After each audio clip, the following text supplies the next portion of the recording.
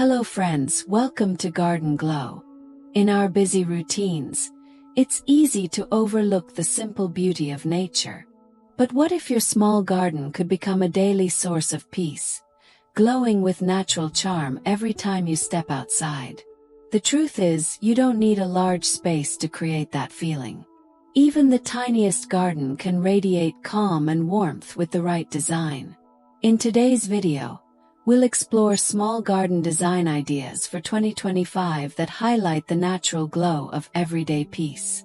Think soft lighting that brings out the beauty of plants at dusk, warm tones of wood or stone, and greenery that feels effortless yet inviting.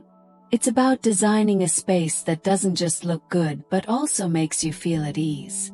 To capture that natural glow, focus on gentle touches. Add solar lanterns or string lights to illuminate paths and corners. Choose plants with light textures, like ornamental grasses or flowering shrubs, that dance in the breeze. Place seating where natural sunlight or evening glow falls, so every moment spent outdoors feels soothing and restorative.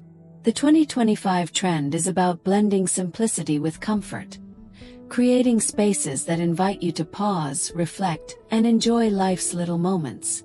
A natural glow isn't about perfection, it's about warmth, the kind of peace you can return to every single day.